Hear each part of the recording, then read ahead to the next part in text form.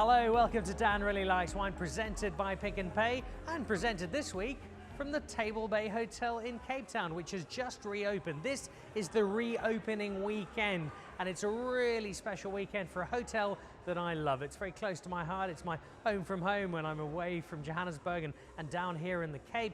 And there are many things I love about it. The staff are fantastic, the food's great, the rooms are terrific, the views are awesome, the location is absolutely perfect.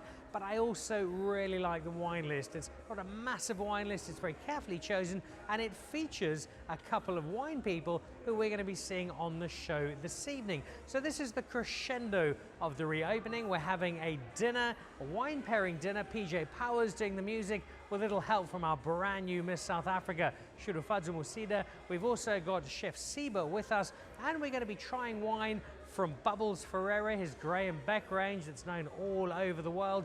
Mornay Frey from Delaire Graff with a couple of his whites and his famous Botmuskop Red, and wrapping up with Mark Leroux from Waterford. Great South African wine, a great South African hotel, and a great reason to celebrate as the Table Bay returns to business.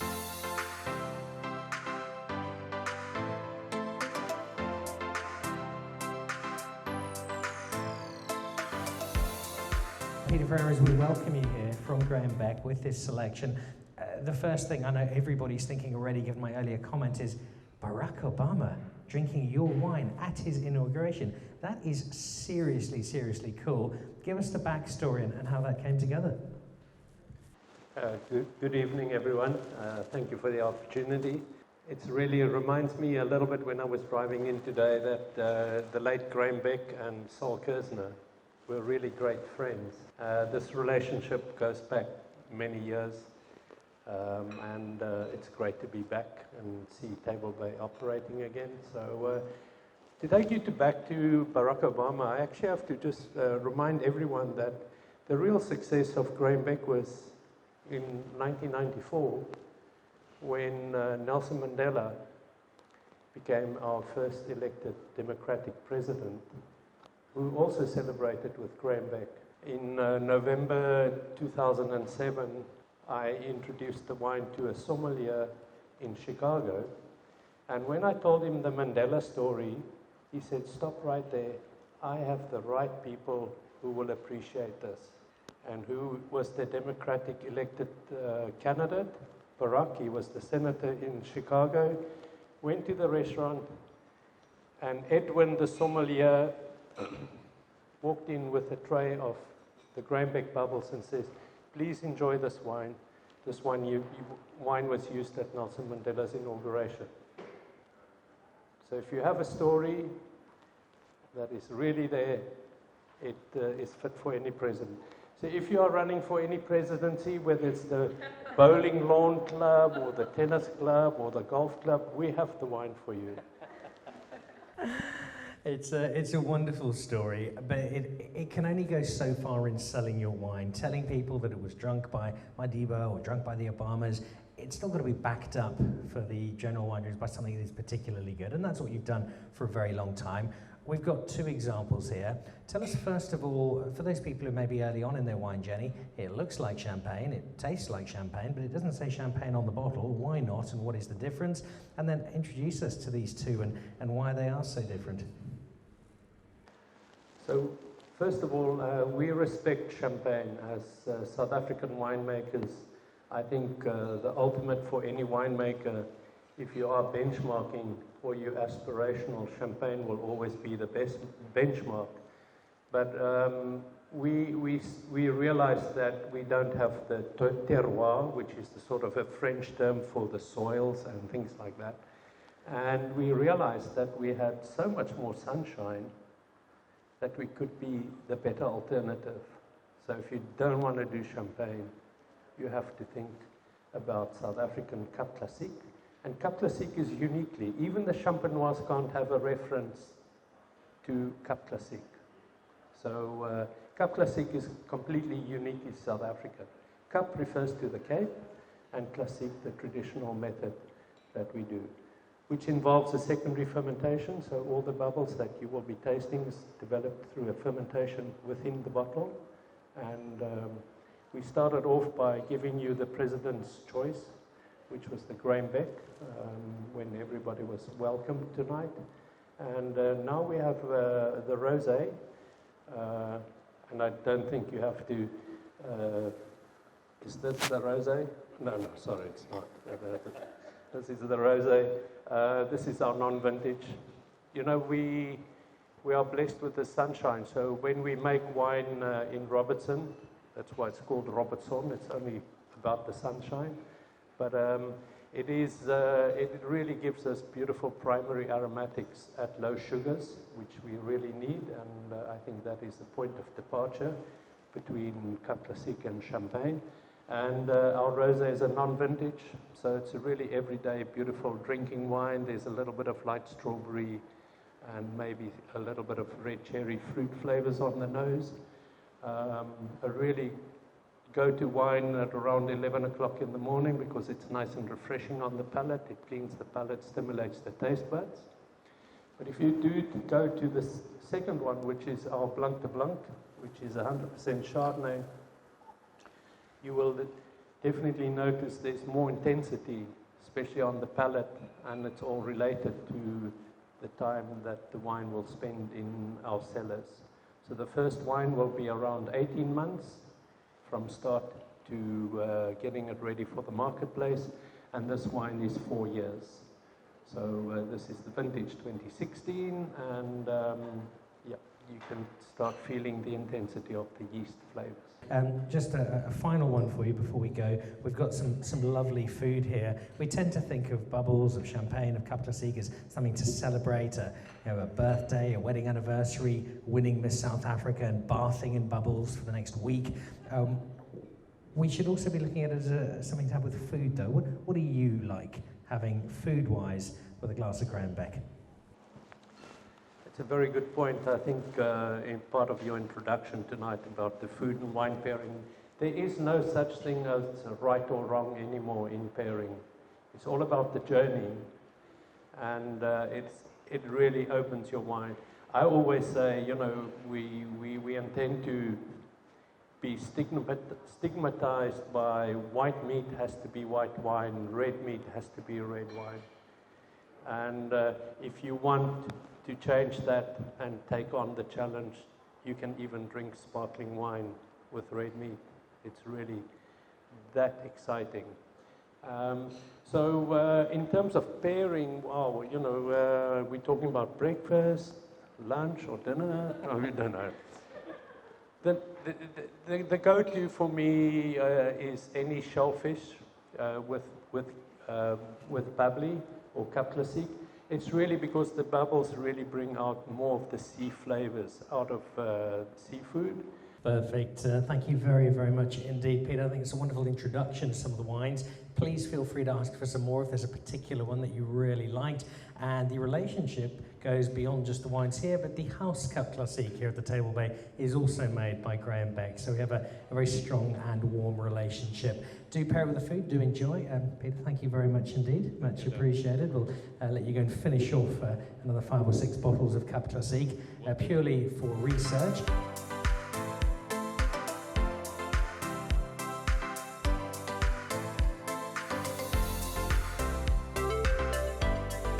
What I love about your story, Monet, is that you've been with Delaire Graff for such a long time that it's more than just home. And those vineyards you know so well. You've got such an intimate relationship with the whole process.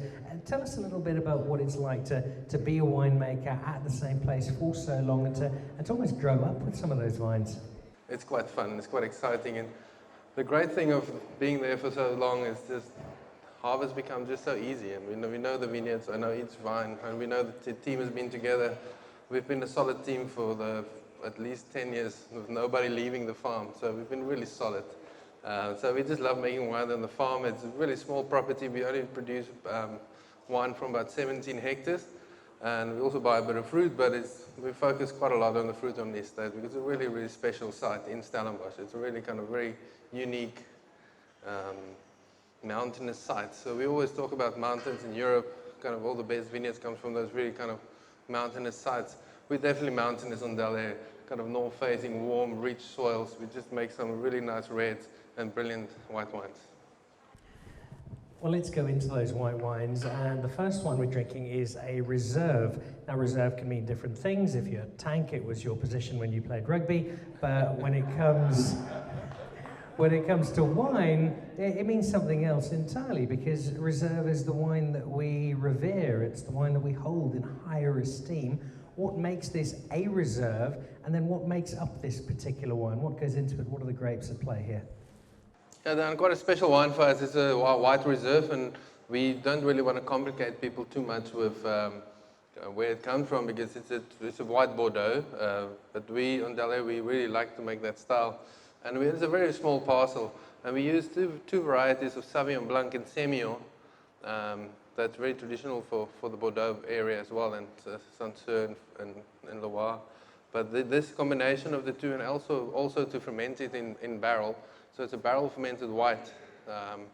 So that makes it quite special, quite unique. You get that kind of really kind of rich textured character without being too rich. We don't use any new oak on the wine, so it's really kind of just really special kind of textured blend of the Sauvignon Blanc and Semillon. I mean, normally we will drink Sauvignon Blanc with the vintage of the 2020 right now, quite very cold, fresh and crisp. This is a 2018 vintage. We deliberately keep the wine in the bottle for at least 2 years before we release, just to get that really nice more development in the wine, a bit more textured. So it's about 50-50 Sauvignon Blanc, Semillon.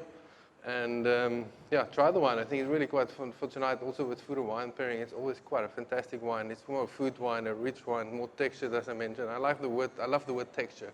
Because texture just kind of sums up food and wine pairing, and all those different textures and characters you get from the wine. For me, the hallmark of any great wine is a sense of balance, and I think you'll find in this particular wine there's a lovely richness to it, that seam that runs through it.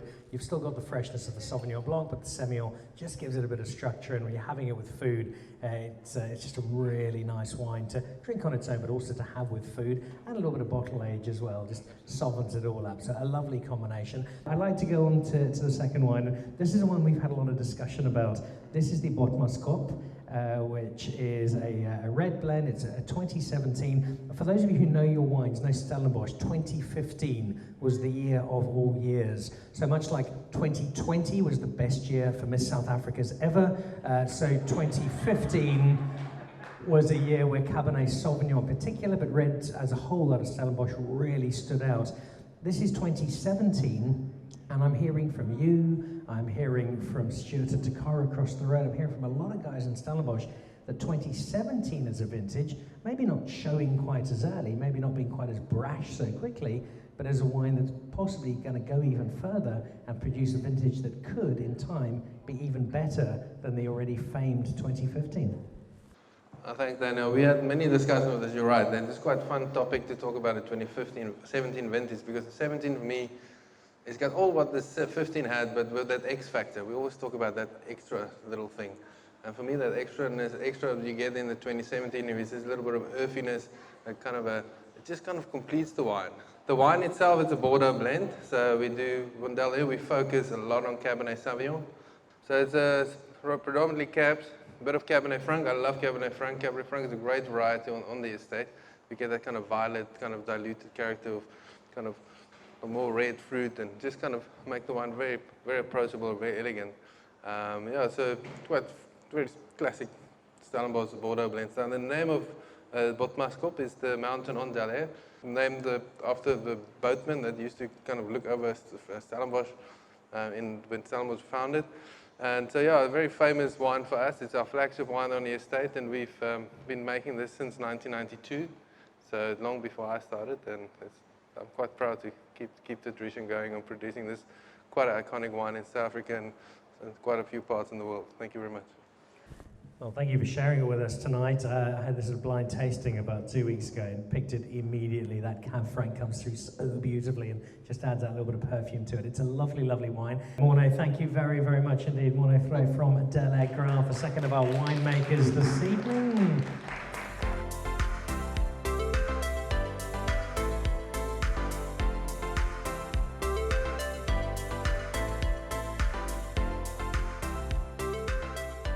Welcome. Thank you so much coming through. We've got quite a range of Waterford on the wine list here at the Table Bay, which is terrific to see. We're going to sample this wine and find out what makes it all so special in just a moment. But before we do that, maybe a little bit of history on the Waterford story, because it is quite a unique one, and it's for me it's really cool the way this estate came together. And although it hasn't been going for that long, it's already got a really established name in the South African wine industry. Yes, Waterford was started by Jeremy Ord in 1997. But for me, if I really think about Waterford, it's got a lot longer history with Kevin Arnold, who is the winemaker who really was the name and the face behind winemaking in the South African industry. He started off at the Delaire wine farm, was Spatzperling, German initiated. Then in that he studied in Germany at one of the universities there. He's traveled a lot as well. I think at that stage in his career, South Africa was still new in the industry, and the idea was really to travel to get knowledge, to bring back winemaking to South Africa. How do we really create wine? Because I think we were very sort of primitive in the way we made wine in South Africa. So Kevin really traveled the world. And then after that, he got a great opportunity at Rustenvrede, which is really one of the iconic wine farms in Stellenbosch as well. And at both these farms, he was there for about between 10 and 15 years. So he spent a fair trip, learned a lot. And while being at Rustenvrede, he made a connection with Jeremy Ord, who does IT in Johannesburg. So I always say wine farm, it needs an artist, but it also needs a bank as well, because they don't run together. So they found Waterford, and Waterford was really quite an open piece of land, and quite interesting. We'll chat about the wines just now, but I mean, it was a clean slate, and Kevin really had an open book of what to plant. And I think that's a lot of Waterford's history, which has really fascinated me in the sense that Kevin had a name in the wine industry, and he could plant varietals that he thought would do really well and not necessarily chase a buying market, because he actually had a name behind him. So I'm very fortunate to carry on with a lot of that. So although Kevin Arnold is one of the icons, Cape Winemakers Guild member for so many years and one of the greats, he's got a more than capable man filling a fairly large pair of shoes and making some terrific wine. And the Stellenbosch Chardonnay story, I think, is one of the really cool stories of wine at the moment. So particularly for an audience that's got a few people who don't really like their Chardonnay, and again, that's absolutely fine. You've got 3 minutes, Mark Leroux, to turn them into Chardonnay lovers, and go. So Chardonnay is really, I think, the two wines that we're pouring this evening is Chardonnay and Cabernet Sauvignon. So it's basically queen and king of wine. So you're really driven more in mouthfeel and richness and power, and it's not really about floral and finesse. And I think if you, like I spoke about Kevin Arnold, traveled the world to bring back winemaking to South Africa, and with that brought a lot of techniques from overseas. And the one technique that they brought from overseas is using oak barrels. Oak barrels was actually relatively new in South Africa. So they brought back oak barrels, and overseas they're using a lot of oak. It makes the wine nice and sort of rich and sweeter. So let's try it on South African wines. But I think what they forgot about is that we have South African sunshine. We have a lot of difference in our environment. Our soils are some of the oldest soils in the world. So there's a lot of character that actually comes out of the soil. So the grape itself is actually rich and full and flavorful, and not really necessarily needing the oak barrel. So we've gone down from using about 60% new wood in our Chardonnay till about under 10%. So we've gone a lot more fruit forward on our Chardonnay. But I think if you taste the Chardonnay, you can still feel it's Chardonnay. It's still a lot about palate. It's still a lot about richness and fullness. But it's not as clumsy and oaky and creamy and thick like you would find Chardonnays from maybe, let's say, about 10, 15 years ago. So I think we're trying to be a little bit more respectful for the varietal, but I think we've also learned a lot more about what South Africa has to provide in the sense of soil and how that influences the wine. Yeah, I think there's often with a Chardonnay, there's that kind of viscous feel to it. It's got a big croissant brioche taste. And you do still get Chardonnays like that, but this very much the fruit telling the story rather than the wood. And I think that's so important to do justice to the grape. So that's the Chardonnay.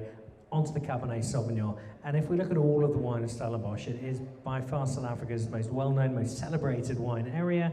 And of that area, it is Cabernet Sauvignon that flies the flag. It forms the bedrock of so many of the Bordeaux blends, or Stellenbosch blends as I prefer to know them, but also just in its own right, such a great wine. We spoke with Mornay about 17 being a really good vintage for him. What was 17 like for you, and what is it for you as a winemaker that makes you try this wine? It makes you excited, it makes you think this is something special. It's quite a big question to answer. But I think for me, as a winemaker, there are a few things that basically excited and attracted me to Waterford. And I think the one I sort of mentioned on is the thing that Kevin had an open slate when he planted varietals. And I think I've got a very similar belief in a sense that he planted varietals that I think are very much South African suited. And a lot of this was Cabernet Sauvignon. Cabernet Sauvignon is an extremely powerful grape. It's a very well-known grape. And I think in South Africa, especially in Stellenbosch, it's found a great home. And I think it's with to do that it's got a proximity to the ocean and also the richness in our soil. So we get a great sense of richness and flavor out of the varietal, but we don't actually get to sort of jamming and really overripe flavors because we've got the proximity of the ocean. So what I find at Waterford, quite often when we're sitting on the top deck at about 12:30, 1 o'clock in the afternoon, you get a light breeze that comes from False Bay. And that has an amazing influence on the wine. And I think what really makes exciting about Cabernet, it's one of the varietals that can really age well. And that's something that I find fascinating about wine, as opposed to being any other recipe sort of fizzy drink or a canned cool drink that you find. It's not just a recipe, it actually really symbolizes a sense of place, a soil, a climate.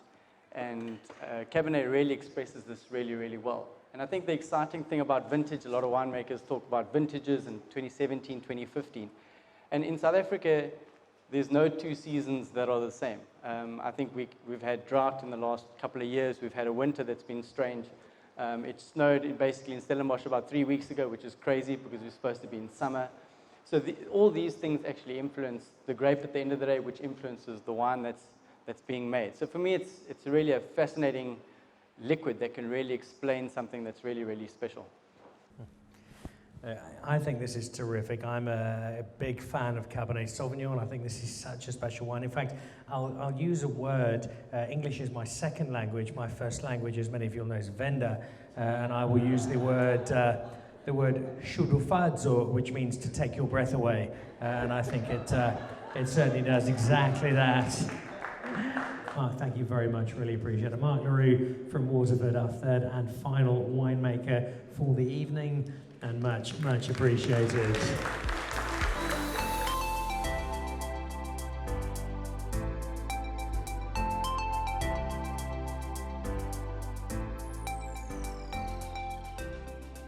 So I've had such a cool night tonight, partly because you're a part of it, and basically if there's an event that Siba's at, it's going to be cool, because that kind of goes without saying.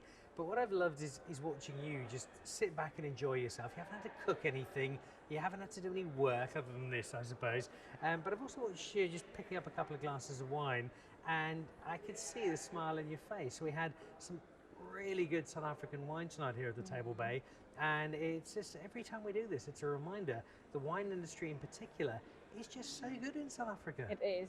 It really is. And I think, when we go overseas and you see, whether it's the French wine or whoever else's wine, and you taste it and you're like, yeah, we can do better at home. It's a heartwarming feeling to know that we are very strong when it comes to that. We really are.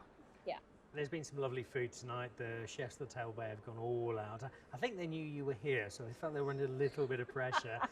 Good.